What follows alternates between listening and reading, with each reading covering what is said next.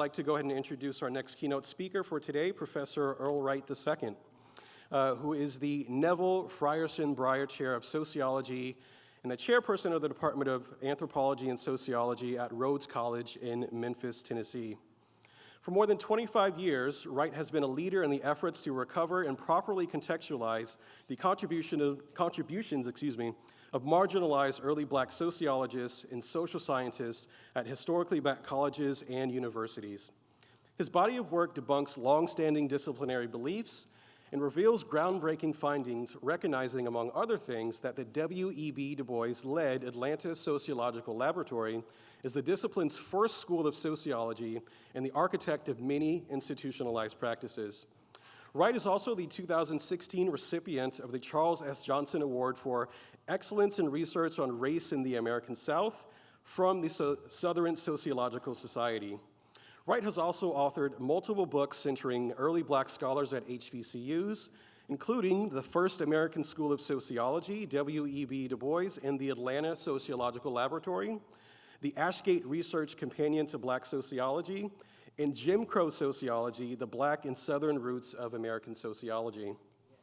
Beyond his scholarly achievements, Professor Wright's impact extends to his role as an educator.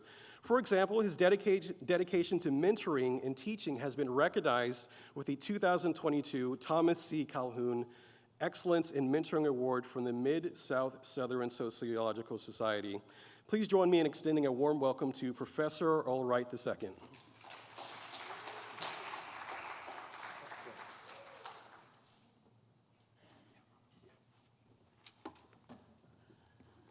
Good afternoon. And let me begin by thanking Dr. Sandra Barnes for extending me the invitation to speak to you today. It is an honor to call Dr. Barnes not only a colleague, but a friend.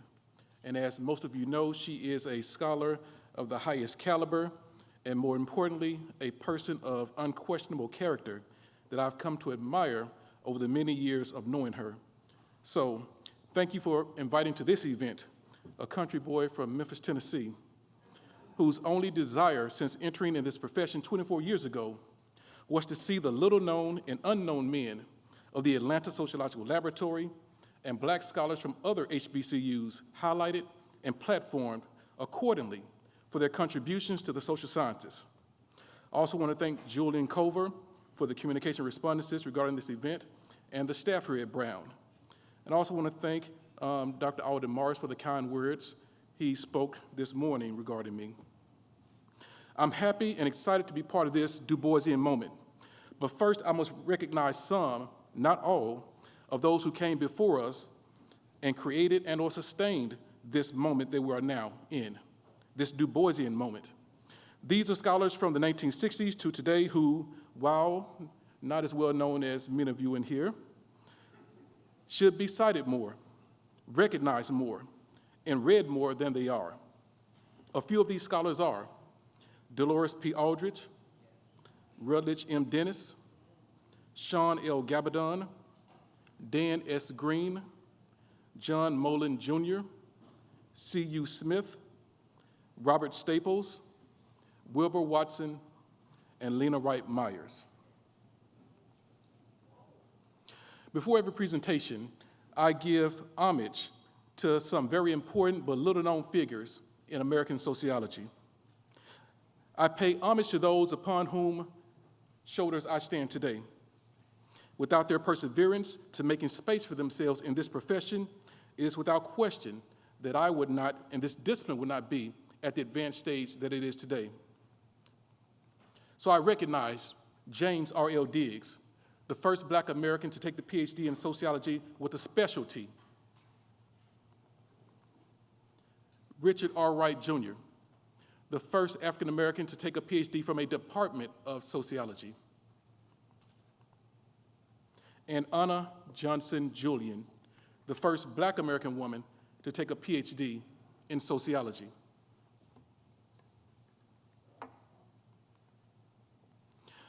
Every generation experiences something so powerful that not only do they commit it to memory for life, but it marks a sea change.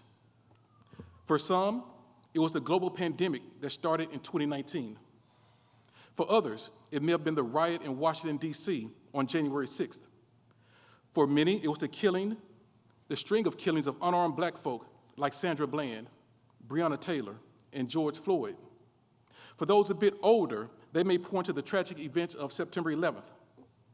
The generational experiences etched into my memory include the beating of Rodney King and the assassination attempts on President Ronald Reagan. But I would be remiss if I did not mention the most life-changing moments for me. When after being the starting wide receiver at my beloved HBCU, Kentucky State University, I was asked to leave the team after my sophomore year because of my sub 1.0 GPA and because I majored in football and minored in partying. True story. 0.7 GPA. The man in whose name we are assembled today also faced a generational experience. As a matter of fact, he faced several since he lived to be nearly 100 years old. There is one moment that I believe impacted him and his theoretical and empirical framing more than any other: the murder of Sam Hose. In April 1899, Sam Hose got into an argument with his employer. Reportedly, the two were at odds over money owed to Hose. A fight broke out that resulted in Hose killing the man with an axe.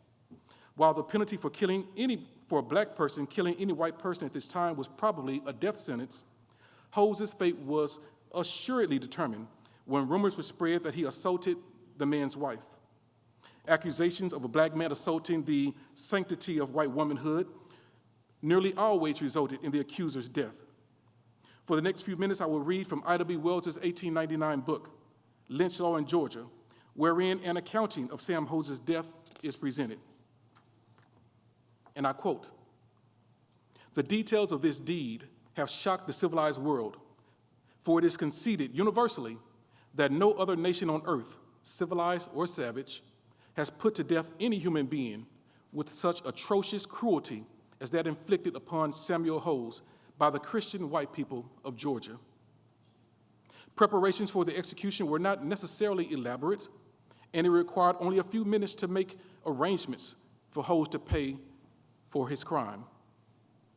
To the sapling, Sam Hose was tied. First, he was made to remove his clothing, and when the flames began to eat into his body, it was almost nude. Before the fire was lit, his left ear was severed from his body. Then his right ear was cut away. During this proceeding, he uttered not a groan. Other portions of his body were mutilated by knives of those who gathered about him, but he was not wounded to such an extent that he was not fully conscious and could feel the excruciating pain. Oil was poured over the wood that was placed about him, and this was ignited. The scene that followed is one that will never be forgotten by those who saw it. And while Sam Hose writhed and performed contortions in his agony, many of those present turned away from the sickening sight, and others could hardly look at it. Not a sound but the crackling of the flames broke the stillness of the place, and the situation grew more sickening as it proceeded. He writhed in agony, and his sufferings can be imagined when it is said that several blood vessels burst during the contortions of his body. When he fell back from the stake, he was kicked back in, and the flames renewed. Then it was that the flames consumed his body, and in a few minutes, only a few bones and a small part of the body was left.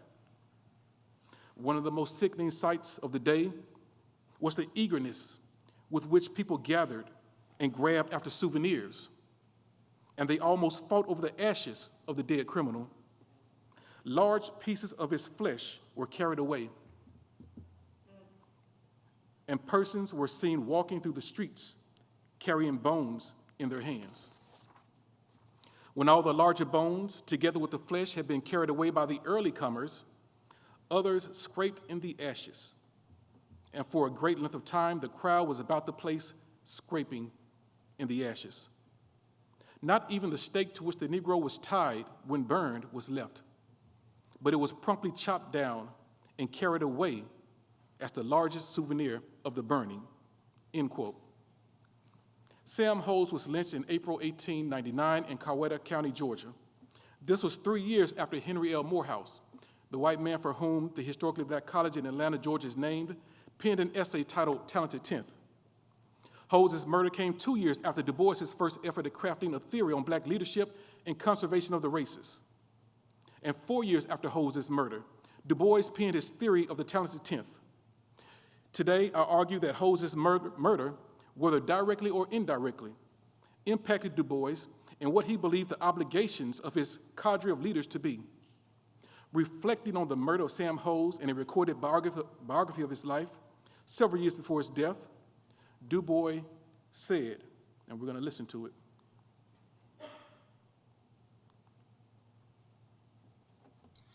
But while I was there, my faith in knowledge as a solution of the Negro problem was shaken.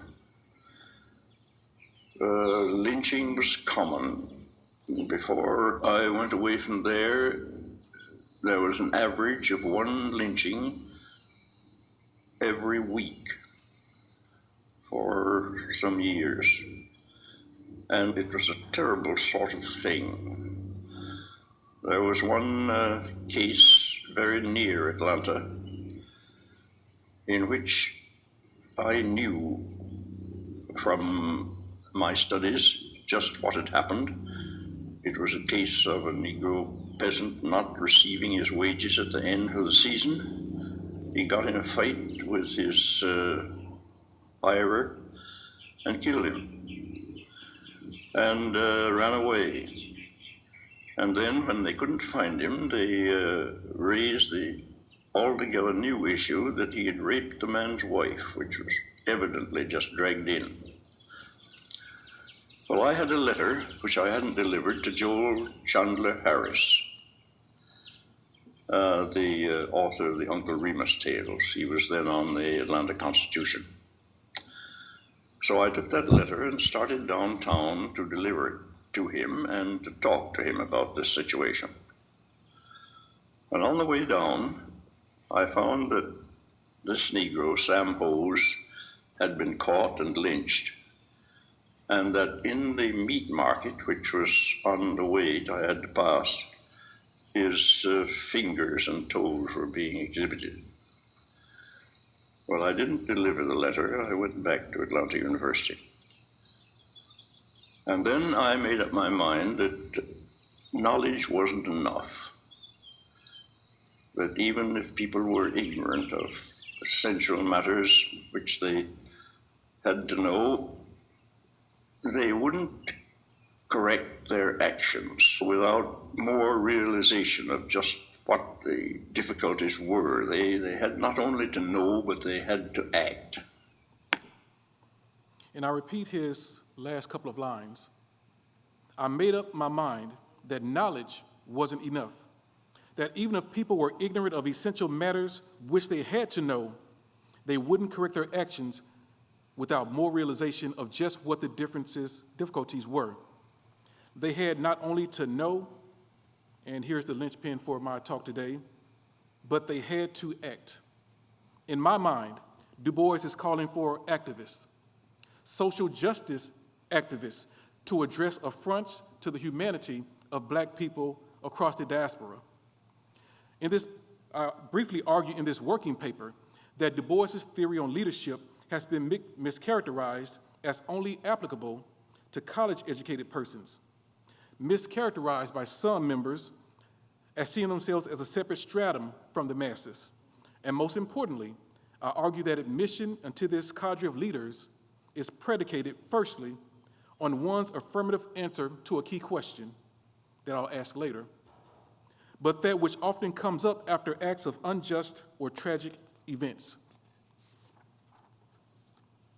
Expanding on my past analyses of Du Bois's Talented Tenth, one published in 2014 and the other in 2002, respectively, I argue that his writings, including but not limited to Conservation of the Races, Talented Tenth, the Atlanta University Studies, and works of fiction like The Coming of the Two Johns and Souls of Black Folk, Du Bois enters critical elements of a call for social justice warriors and grassroots activists as understood today, not simply highly credentialed, moneyed, and contented elites who are interested in little more than their current or potential class position.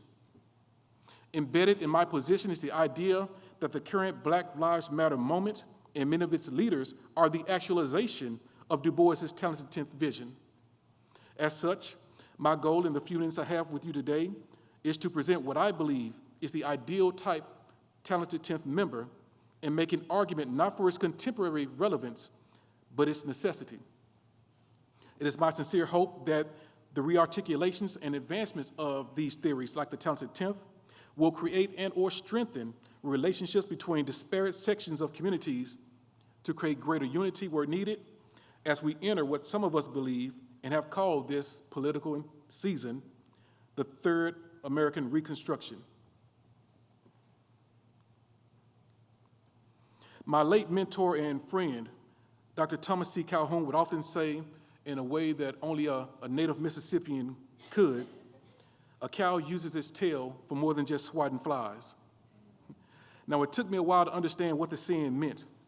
To me, it means an entity, a thing, can have more uses than that which one believes it is only intended. The key is, sometimes we must look deep, far, and wide to ascertain the other use. One of Du Bois's objectives in his seminal essay on Black leadership was, and I quote, to show from the past that the talented 10th, as they have risen among American Negroes, have been worthy of leadership.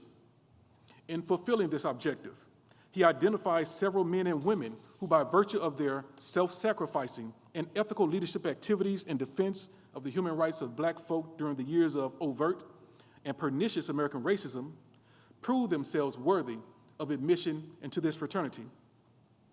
Notable first-generation members of the talented 10th include Alexander Crummell, Paul Cuff, James Durham, Frederick Douglass, Lemuel Haynes, Sojourner Truth, David Walker, Phyllis Wheatley, and Eli Whitney. Although Du Bois aggressively promotes a college education as the desired prerequisite for membership into the talented 10th, he makes allowances for those of, and I quote, exceptional ability to become members of this group, despite not possessing post-secondary credentials, and in some cases, no formal education at all.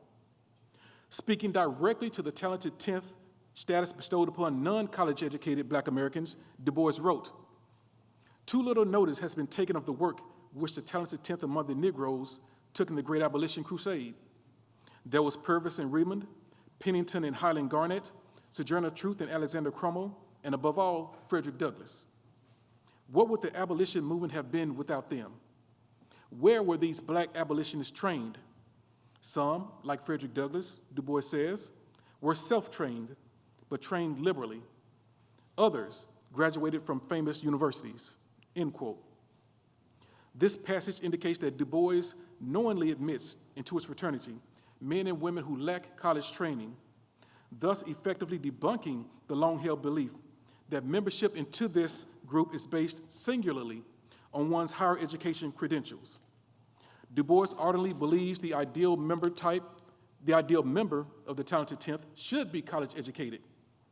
However, more important than one's educational background is the inclusion into this group, persons who have demonstrated exceptional ability, one, but more importantly, the willingness to be self-sacrificing and ethical leaders for their race. Support for this notion is gleaned from the first sentence of his classic text, which reads, "The Negro race, like all races, is going to be saved by its exceptional men," and I insert, "and women." Again, emphasis on the word exceptional. For many Black Americans, the one way to demonstrate exceptional ability at the dawn of the 20th century, in light of laws severely limiting or restricting the ability of Blacks to obtain education credentials, was through civil rights and human rights activities in defiance of insidious American apartheid, lynching, and violence. Men and women of exceptional ability, like Frederick Douglass and Sojourner Truth, separated themselves from the masses. through leadership activities directed at abolishing slavery and promoting human rights. This type of self-sacrifice in the face of potential physical and economic demise forms the very core of leadership Du Bois envisioned. Conclusively, I argue, one's admission into the talented 10th is not singularly dependent on the acquisition of a college education, but instead on one's high accomplishments and willingness to engage in self-sacrificing and ethical leadership activities in the cause of human and civil rights. Du Bois was not looking for armchair revolutionaries to lead the masses when he penned his theory on leadership. I believe he was looking for social justice warriors. In 1948, Du Bois unveiled his re-examined theory on black leadership, where he claims the criticisms of his theory were not fair, and that some of the meaning in his arguments was taken out of context. Principally, he believed what was misunderstood was the idea that the talented 10th should be an exclusionary band of classists who do little for the black community. And as an aside, I'll state here that one Battle and I, in 2002, wrote was then the first, I'm not sure if it's the only, quantitative analysis of the talented 10th. And we found that the talented 10th were in fact upholding the charge Du Bois bestowed upon them. But this note notwithstanding, aside from the argument that the talented 10th abandoned the black community, Du Bois's talented 10th has also been harshly criticized because many believe he wanted to create a black aristocracy. This accusation was a motivating factor in his decision to restate his theory on Negro leadership almost 50 years after his original essay. To criticisms that he desired his body of educated blacks to be elitist and self-serving, and that he was attempting to develop a black aristocracy, Du Bois writes, "Neither of these criticisms were really fair to my meaning, although I can easily see today that it was perfectly natural for critics to draw these conclusions. Far from attempting to groom a brown-skinned cadre of individualistic-minded capitalists, what Du Bois actually had in mind was the amassing of a group of learned individuals who, although in positions of influence and relative power, do not regard themselves separate from the masses, but part of those prepared to fight for the human rights of blacks in America. According to Du Bois, we, the talented 10th, did not regard ourselves as separate or superior to the masses, but part of that group. Du Bois even challenges the amusing notion that the talented 10th believed they were divinely selected to lead the black community. He states, the talented 10th should be extremely humble to think that by good fate they had the chance to be educated when others who deserved even more than they did had no opportunity.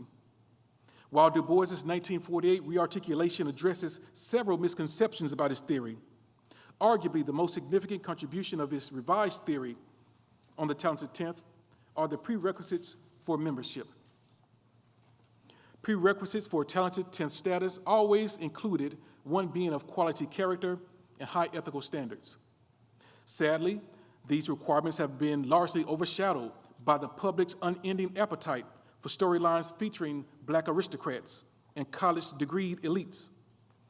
In his revised statement on the theory, Du Bois posits, in this reorientation of my ideas, by pointing out the new knowledge necessary for leadership and new ideas of race and culture, there still remains that fundamental and basic requirement of character for any successful leadership toward great ideals. That members of the talented 10th, or those in any leadership position, possess quality character and high ethical standards is important to Du Bois because he believes that an unethical leader can spoil an otherwise successful endeavor.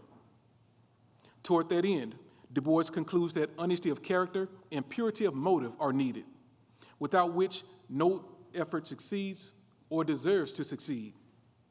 The willingness to work and make personal sacrifice for solving the Negro problems, he wrote, is the first prerequisite for the talented 10th. I argue that clearly Du Bois calls on members of his cadre to delay or forego personal gains in favor of engaging in ethical and self-sacrificing leadership activities for the race. To summarize, in this reworking of Du Bois's theory, the ideal type member can be someone who graduated from college or someone who never attended college. and they must be willing to make personal sacrifices with ethical conviction.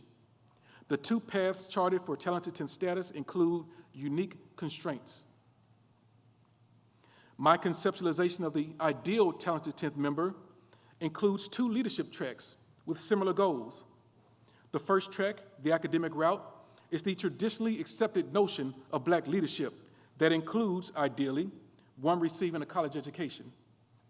I propose that Du Bois openly and clearly call for a band of academic social justice advocates, if not warriors, in academia.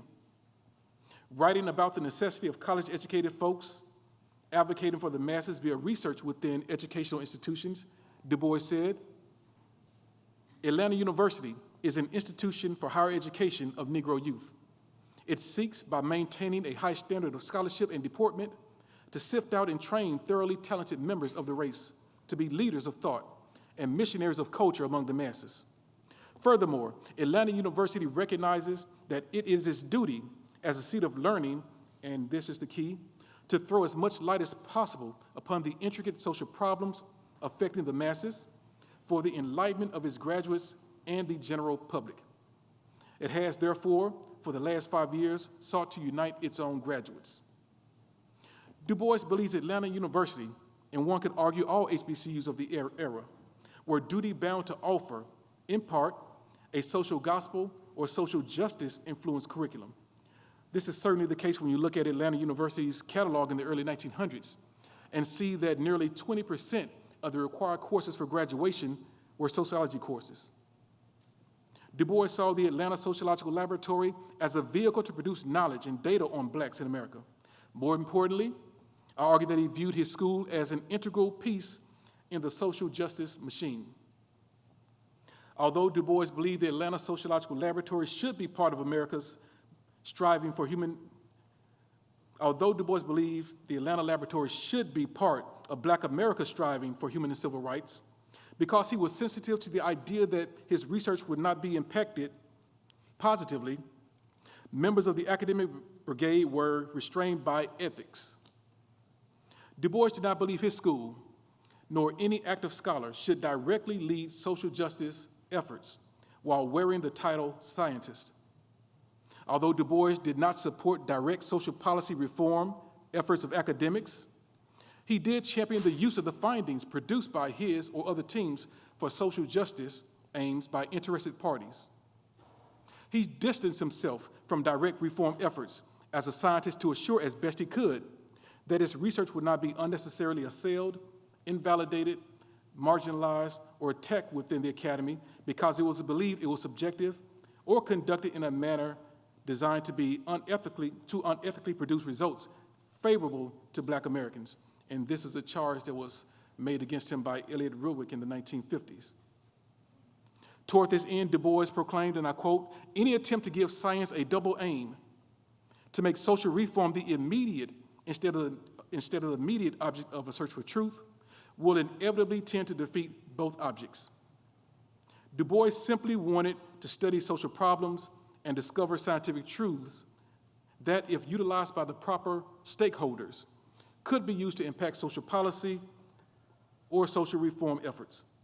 However, it was his preference that others, not scientists, engage in direct social reform policy development with the findings of their investigations. To this idea, Du Bois, in his 1968 autobiography, said, "I put no special emphasis on specific reform effort, but increasing and widening emphasis on the collection of a body of facts concerning the social condition of American Negroes, endeavoring to reduce that condition to exact measurement whenever and wherever occasion permitted." After the murder of Sam Hose in 1899, record numbers of lynchings at the turn of the 20th century occurred, and a race riot occurred in his hometown of Atlanta, Georgia in 1906. It's plausible to consider that Du Bois's perspective was changing and evolving into him being more explicitly a promoter of social justice via propaganda and other avenues. While he discouraged academics from leading social justice efforts, there was one group that he believed had failed the Black American community by not wielding their power enough. In fact, he urged them to become social justice warriors. As I emphasized previously, the talented 10th does not simply refer to those who are college educated. It also includes men and women of exceptional ability who may not possess a college degree. Regardless of one's profession or activity, if you are exceptional at what you do, then you are, theoretically at least, part of the talented 10th. In 1926, Du Bois published an essay outlining his criteria for Black leadership for those not necessarily college educated, but who were definitely exceptional. The essay, Criteria for Negro Art, was a call to some Harlem Renaissance artists whom he believed did not use their talents to promote racial advancement or present holistic interpretations of Black life in America, to act affirmatively and positively advancing the interests of the race. Understood in another context, what Du Bois argues in the essay on the blueprint for how the college education optional members of his leadership team can make a difference on the ground. He basically admonishes them for not being social justice warriors. Du Bois chastises his exceptionally gifted talented 10th for not propagandizing their work in the best interest of the race. He famously noted that he believed, and I quote, "All art is propaganda and ever must be. I do not care a damn for any art that is not used for propaganda." When striving to galvanize the most effective team of race leaders, it was important for him to not only have a research arm, he also desired a grassroots team among the masses who could, more easily one could argue, build alliances across class and educational barriers to form an obstacle or barrier between the best interests of the race and what he calls, and I quote, "small and selfish souls and careless and lazy fellows." Du Bois sends a powerful message to artists that is equally relevant to grassroots social justice advocates. That is, they must be guided by the tools of an artist, and those tools are truth and justice. The primary tool of the artist, according to Du Bois, is truth. The truth, he writes, should be used not for the sake of truth, not as a scientist seeking truth, but as one upon whom truth eternally thrusts itself as the highest handmaiden of imagination, and as one of the great vehicles of universal understanding. The secondary tool of the artist and activist is justice. Du Bois believes justice is necessary, not for the sake of ethical sanction, but as one true method of gaining sympathy and human interest. Now, I will not explore in full the explicit implications of these tools on the talented 10th because of time considerations, and you can look forward to reading it in some printed form within a year. But here, I will only review what my primary arguments have been and place them within a contemporary frame. First, I argue that two paths exist for membership into the talented 10th. The traditional college education path and the activist or grassroots path. Second, I argue that both paths include active engagement with scholarship. The education path privileges research, development, and construction, while the activist path privileges attempts to implement the scholarship.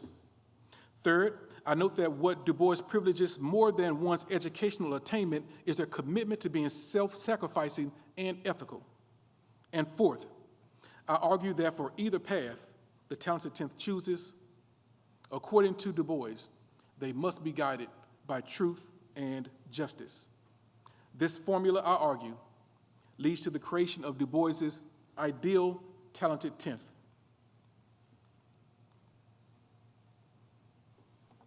Or as I choose to relabel them, W.E.B. Du Bois's social justice warriors.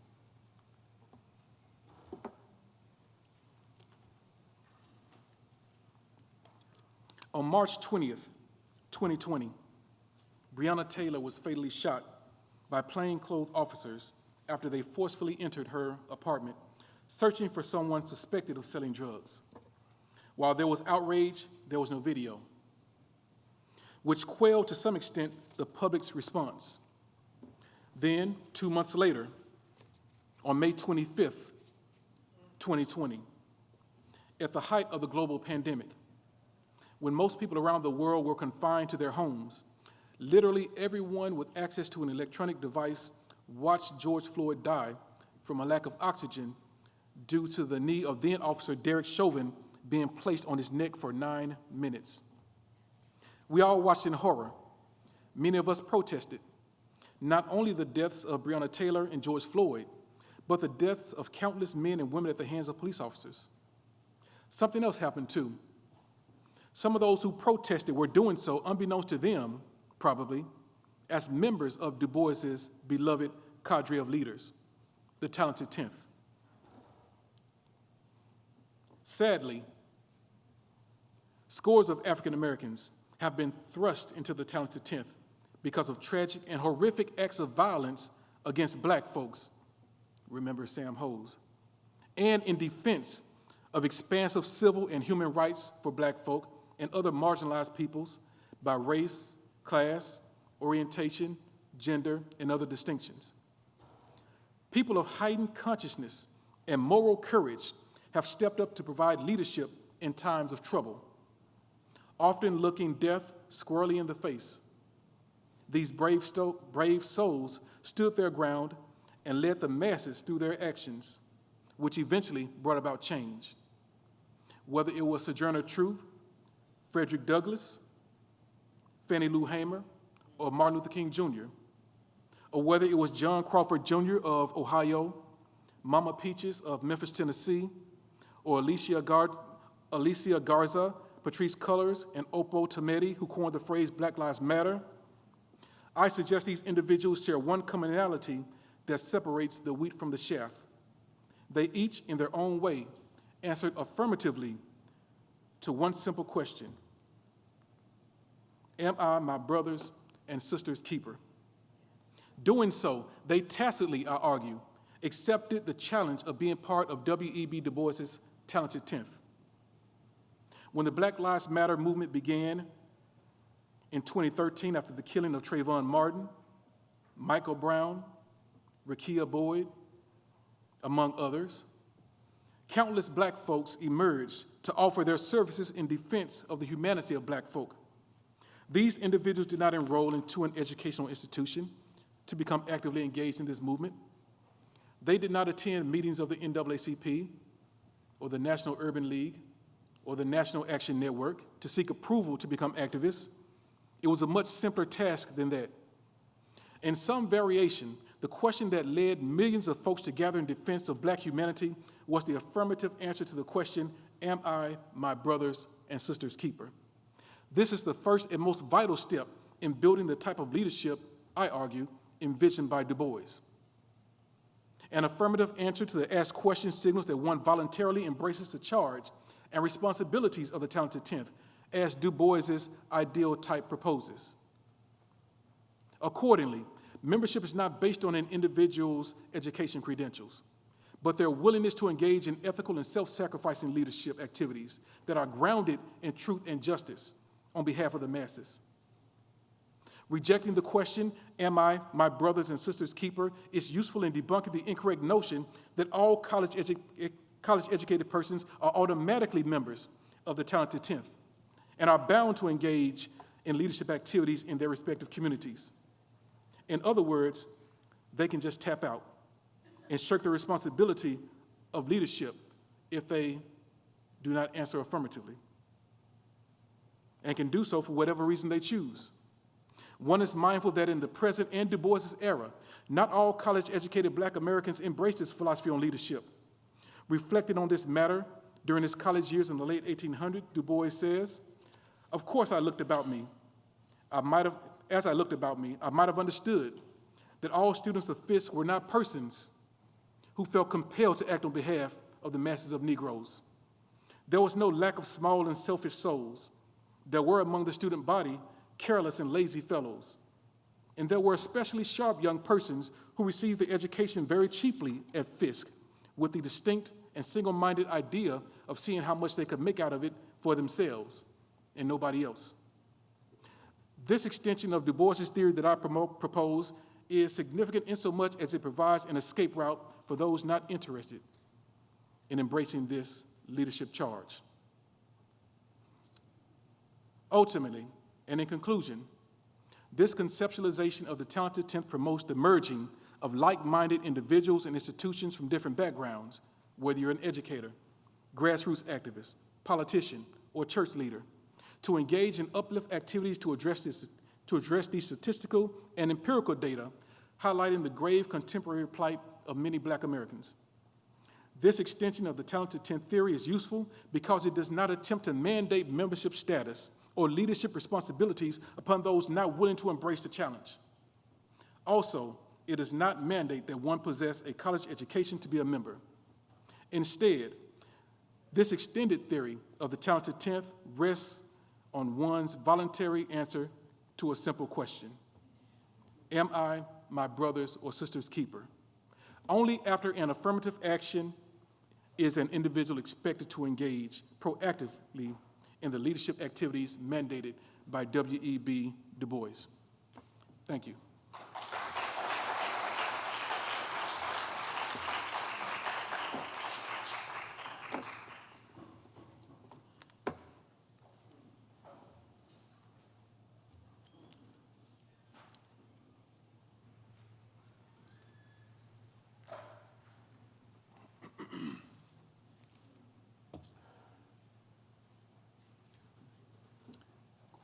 Questions?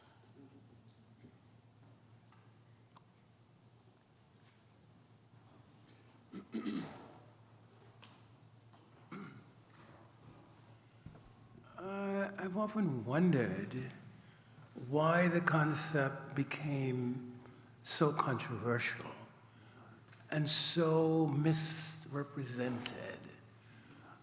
I always saw it as an elementary concept. And in sociology, we don't have concepts that are like precise, We give rough definitions, they approximate. And so there's always, slippage. And I didn't think the slippage in the concept was all that greater than the average concept in sociology. So I was always puzzled as to why at least to my mind, became so distorted. So I was wondering if you had any thoughts about that. What was it about it? Why? Was it the political ramifications? Or just wondering what your thoughts were. Sure. And I agree that, I'll answer it like this and I'll extend it out. I fervently agree that when any new thing or thing arises and it can be commodified, that there is interest in gaining favor by joining that new thing. When this new Du Boisian moment came, 2014, 2015, 2013, suddenly we had many individuals who were now Du Bois scholars, simply because they included a line or two of his work in their paper and did not substantively address what his theory, concept, or argument was. Similarly, I believe that for too long, many of us have simply looked at the talented 10th as a theoretical framework and focus on the shiny parts, the college education part, without doing the deep dive. And sadly, of course, we're not talking about anyone in this room, of course. We do the deep dive in this room. But sadly, many of us beyond this room don't do the deep dive to truly understand and just sit with and live with those words to get a true understanding. So we may give it a superficial read and run with that. And then once we hear others give the same offering, then that becomes the common understanding. So I think it just has to do, from my perspective, of the lack of a detailed understanding of Du Bois. And many people wanted to get on the latest trend without doing the work.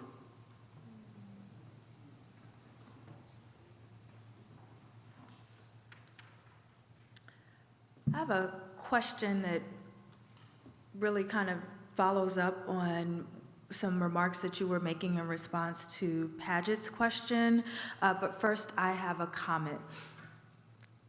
As an 80s baby, when you kept putting up "Am I my brother's keeper" up there, you know I was thinking about New Jack City the whole time. So shout out to that phrase. I'm thinking a lot about how the predicament of Black capitalism today is in very interesting and unrigorous ways are being distilled down to these age-old arguments, especially within the Black community, between the talented 10th and how Booker T. Washington-esque philosophy might be placed in dichotomy to the talented 10th. And as a person who lives in Atlanta, which is both one of the most unequal cities in the United States by wealth, and also has the largest concentration of Black wealth at the same time, I live in a place where these realities of the ideas around Black capitalism being the answer, and the answer that Du Bois proposed for some of us, being this like North Star. And I'd just love to hear you remark or riff on that, because again, these contemporary economic conditions are very much being hearkened back to and attached to Du Bois's philosophy of the talented 10th, which we know is just incorrect. And nonetheless leads us down a very slippery slope and dangerous path. Yeah, again, extending my previous comments that we really, one of the things I'm grateful to for Dr. Zuckerman, his work, Dr. Morris, his work also, and all of us who are in this area together, Dr. Brown as well, in this area together, is that what makes Du Bois so difficult for many is that it's not a straight path to understanding and seeing the breadcrumbs to his theories.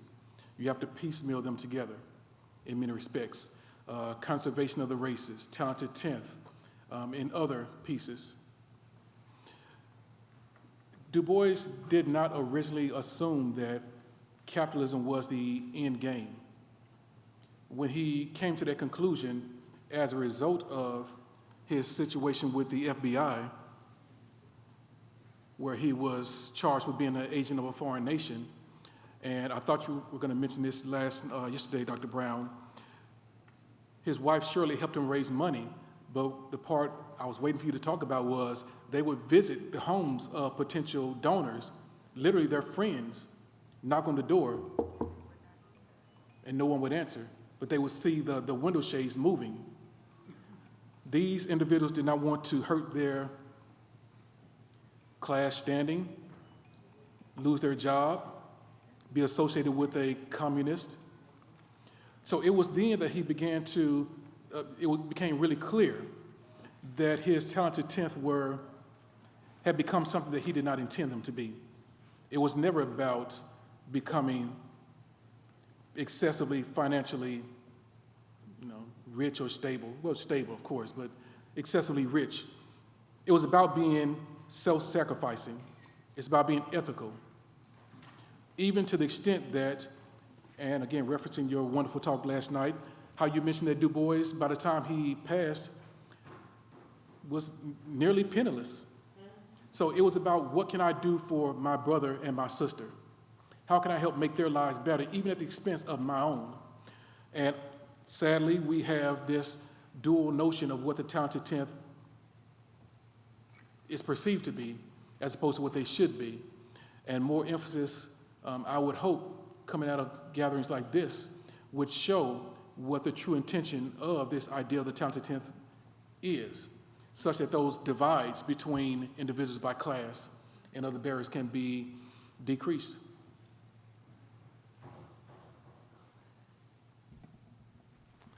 Thanks, Earl, for that wonderful talk.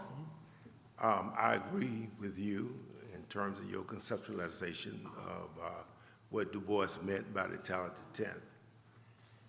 Just want to push back a little bit. Whenever you introduce the word exceptional, that means that you are different from a large group of others. And so I wonder to what extent, when Du Bois is talking about exceptional people, you talk about even like the mass people that comes from the grassroots.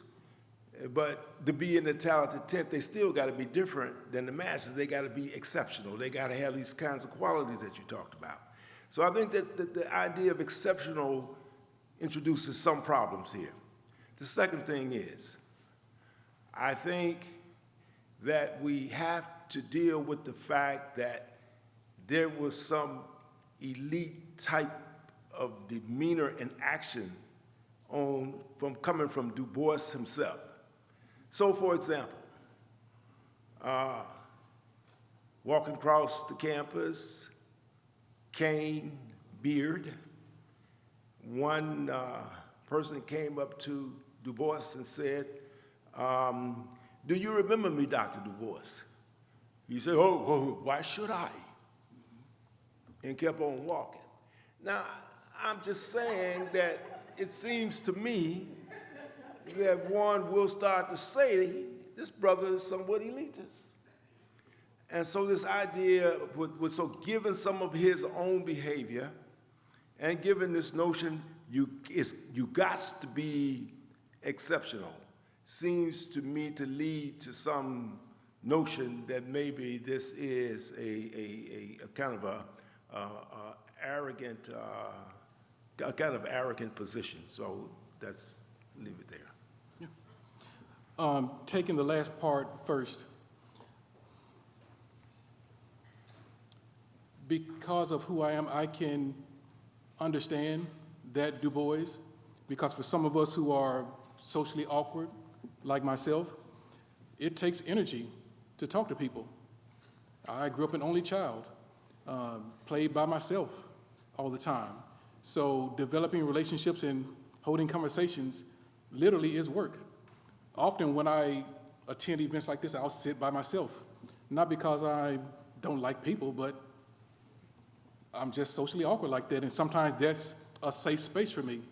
So I understand how an individual can be interpreted in a certain way, but I also know about his students, Dorothy Yancey, who wrote about Du Bois in private settings and in one-on-one settings being a better type of person once you get to know them. And that's what individuals, some would say here, one in particular, Kalasia, I'm not going to call any names, would say that when you see persons like ourselves, there's the perception that, they're not approachable or an angry person. But behind the doors, it's a different thing. So I give Du Bois a little slack on that one. Although I do understand what you're saying, the top hat, cane, and gloves, and still with his presentation of self and his famous statement to Harvard, the honor is yours that I'm here. So yeah, there's that level to it. And I don't disagree with the notion of exceptional. And what I'm working on is teasing out exactly what that not necessarily means, but how to capture that. You can be an artist, a musician, or whatever, but you are the elite of the elite. And in some way, shape, or form, that will distance you, maybe financially, maybe by class, from others. So these are all things I'm still grappling with, and that's a good point, and I'll take note of. Yes. Hi, thank you so much for this talk. I'm Jordan James. I'm from the University of Oregon. And while you were talking, I kept thinking of Ruha Benjamin's speech that she gave to her graduating students, "Black faces in high places won't save us." And I'm just wondering, I guess, what your thoughts regarding the talented 10th are, how Black individuals who get to these positions of power or privilege how are they obligated or expected to give back to the community? And if they don't, or participate in Black liberation through activism, and if not, are they just being complicit in the system? Thinking about how we got to have a Black president, but then his argument that he's not the president of the Black community, he's the president of America. Or we see a lot of, like, going on the financial note, a lot of Black artists who achieve $1 million, even $1 billion status, but how are they expected to, or are they essentially, or your thoughts on them being expected or obligated to give back to the community or participate in this activism? Yeah. The quick answer is I'll just go to how they perceive their reason for being. For some, it's all about the individual. For others, and using myself as an example, whenever I make decisions professionally, well, family also, personal life also, for family reasons, whenever I make a decision, I'm thinking, how is it going to help others, whether my family in a personal setting or those who are in my professional life world. For example, I'm ending a second term as co-editor of Social Problems, historically one of the top journals in the discipline. I did not want to be the co-editor of that journal. I was asked by my colleague at Cincinnati, and I thought it would just be, for fun, and they wouldn't give it to us. We're just at Cincinnati. They don't, we don't get that kind of opportunity. But she stressed the fact that, you'd be the first Black editor of one of these major journals, or at least Social Problems. I think Tony Brown had done it before. Thank you. So when I went into that, I accepted. Well, I was surprised that we got the contract.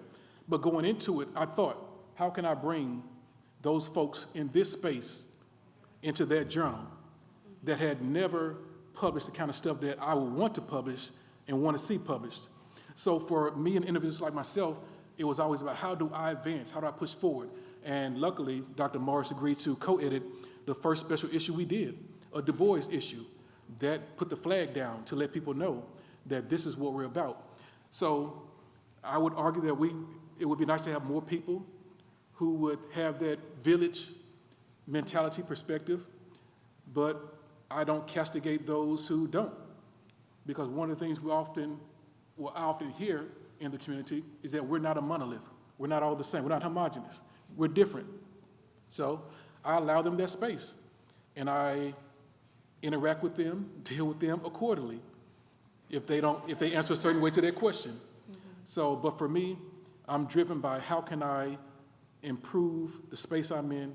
How can I make things that I do better for those coming up from behind me? Because, ending where I started, if it wasn't for the three individuals I mentioned earlier, Anna Julia Johnson, and Richard R. Wright,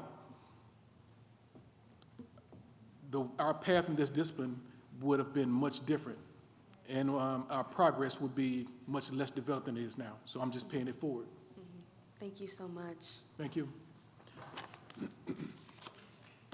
Hi, thank you so much for this beautiful talk. It's kind of really changed my conception of Du Bois's notion of talented tenth.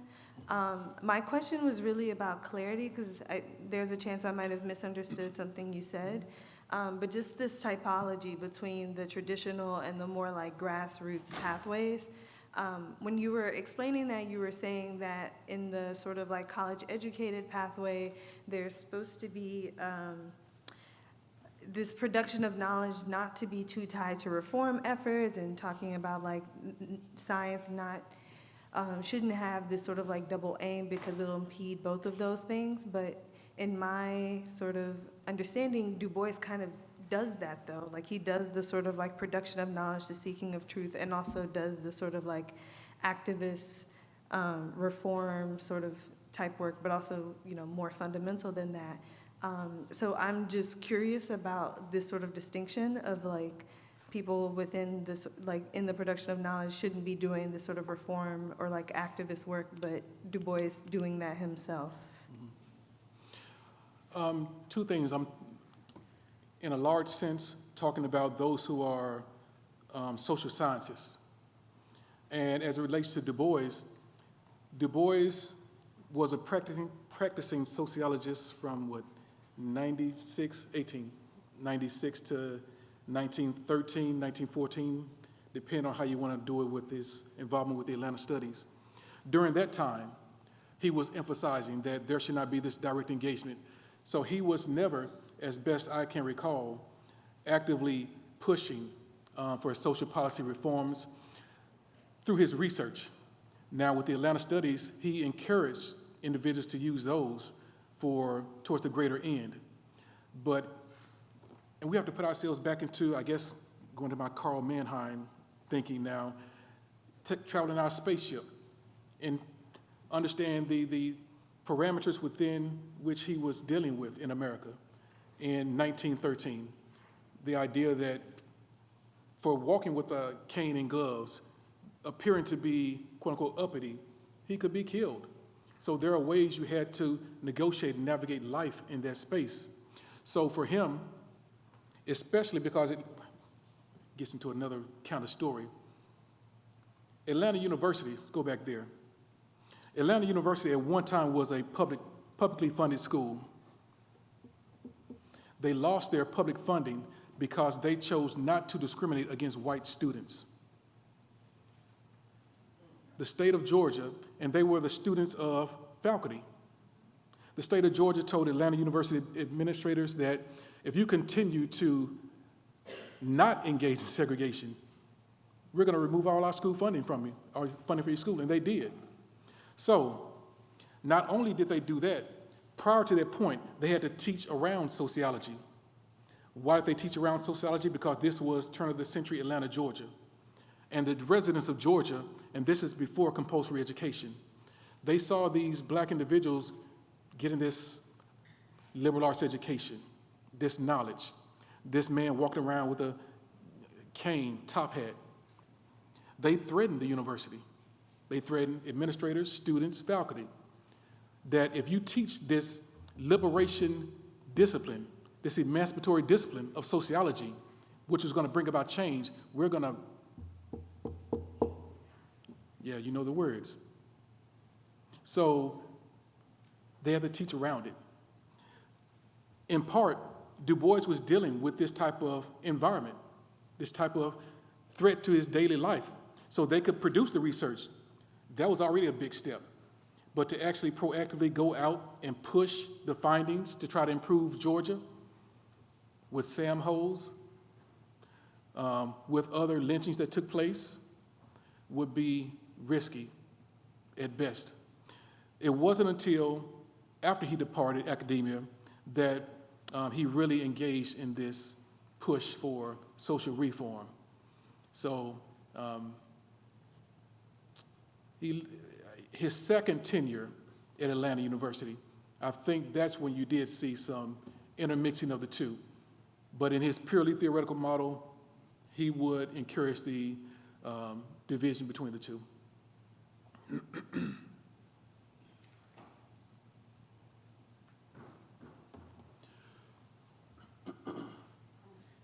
This is my very limited knowledge of Du Bois from theory courses, but I think the talented 10th, he put it aside later into his career, as well as when his politics also changed, his exposures to different forms of politics also changed. Is that something that you factored in while you analyzed this? Because, I mean, that's something that I thought came into my head. I thought I'd convey it.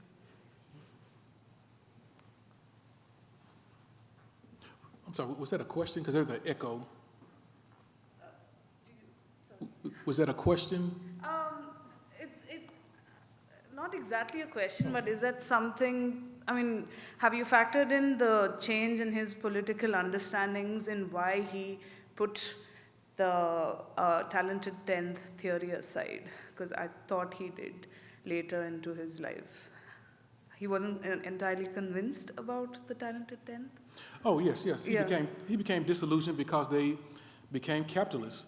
What Dr. Brown referenced earlier, that they were more interested in their own personal endeavors, pocketbooks, than pushing for change. And again, shouting out Dr. Morris, who's written one of, if not the definitive piece on the civil rights movement. You know, today, the civil rights movement has a lot of members, thousands, millions of members. But back in rural Alabama, rural Tennessee, rural Georgia, there wasn't many people there. So in retrospect, we were all there. But in the moment, it was only a handful of people. So when you're looking at this notion of, I lost my train of thought. Getting old. Older. Oh yeah, he became disillusioned with them because they emphasized capitalism. Thank you. Emphasized capitalism. And when he saw that, he decided that there was a different path that he needed to promote, which makes the Guiding 100th, which was his really Talented 10th Part 2, really important. What he argued and really wanted was the creation of a Du Bois Institute, to where he could show individuals how to become members of this leadership class of individuals who don't fall prey to the economic vices of the era, but focus on being ethical, self-sacrificing, but also being aware of world events and having this knowledge of world events. So unfortunately, that institute did not come to fruition, at least by Du Bois. I think there have been some similar kind of efforts, but nothing on the scale of what he wanted. Great question.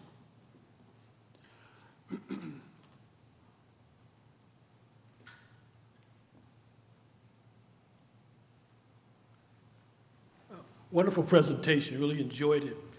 It might be useful if you told them where he gave the Talented 10th Memorial Address to and how he was received. He was not received well. He gave the address before a fraternity of individuals called the Bois. And he was a member. The Bois is really the antithesis of what he wanted the Talented 10th to be. This class of elitist, well-off, moneyed individuals who were not receptive to his second Talented 10th talk. Because in his talk, he starts off by saying, ideally, this is not the group that I should be talking to. Because you're self-interested. You know, you really don't think about anybody but yourself. But they had money for that institute, which takes me back to what he really wanted in the in the 1890s. He wanted to develop that same type of institute, but through a coalition of Ivy League schools. The Atlanta Sociological Laboratory was not supposed to be in Atlanta. Had the University of Pennsylvania had the foresight to give him a position, it may have been the Philadelphia School of Sociology, because that's where the money was. So he then went to Atlanta. But yeah, the Bois, and famously, after his speech that I'm assuming he did not receive with thunderous applause at the end, after the speech, they said he was last seen on a chair, you know, seated by himself, all alone. Yeah, so poor Du Bois. So if you're going to be critical of an organization, don't do it in person. I guess it's the moral to that story, especially if you want money. So. Any final question? We sort of have to wrap it up here.